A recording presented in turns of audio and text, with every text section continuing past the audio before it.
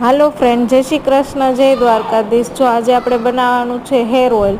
Hair oil છે ને હું ઘરે જ બનાવું છું, અને કઈ રીતે બનાવું છું, કયા ઇન્ગ્રીડિયન્ટ્સથી બનાવું છું એ પણ તમે જોઈ શકો છો આ વિડીયોમાં।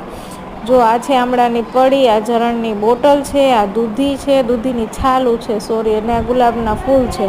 અને આ જે આમળા મતલબ વસાણું હોય ને, એ આગલા દિવસે આપણે જ્યારે તેલ બનાવવાનું હોય એક દિવસ અગાઉથી એને પલાળીને રાખવું પડે, 2-3 ચમચી જેટલું પાણી નાખીને પછી પલાળીને રાખી દઈએ એટલે બીજા દિવસે તેલ બનાવી શકાય। જો જે આપણે વસાણું પલાળેલું હતું ને એ એક મોટા તપેલામાં લઈ લઈશું, અને એમાં છે ને 1 લીટર તેલ જોઈએ। એક પેકેટમાં 1 લીટર તેલ, તમે જેટલું બનાવવું હોય એટલું બનાવી શકીએ, પણ અમે બસ 1 લીટર બનાવીએ તો અમારે ચાલે છે।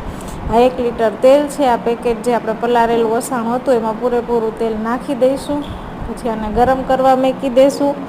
જો આ ગરમ થાય ને પછી આની અંદર જે આપણે 2-3 ચમચી પાણી જે નાખેલું હતું વસાણામાં એ બળી જશે। એ બળી જાય ને ઉભરો આવી જાય પછી એમાં આપણે બધું એડ કરવાનું છે। આનાથી વાળમાં સરસ એવો ગ્રોથ, મતલબ વાળ લાંબાઈ સરસ થાય અને ગ્રોથે સરસ થાય છે હેરમાં, એકદમ જાડા અને સરસ વાળ થઈ જાય છે। જો આજે તેલ આપણું છે એ ઉકળી ગયું છે, પાણી ભરી ગયું, એટલે એમાં આપણે છે ને દૂધીની છાલ, કોઈ વસ્તુ બહારથી તો લીધેલી છે નહીં, દૂધીની છાલ એડ કરી છે, અને ગુલાબના ફૂલ। જાજુ બહુ કાંઈ યુઝ કરતા નથી, અને હા, અમે તો વર્ષોથી આ જ તેલ યુઝ કરી છીએ।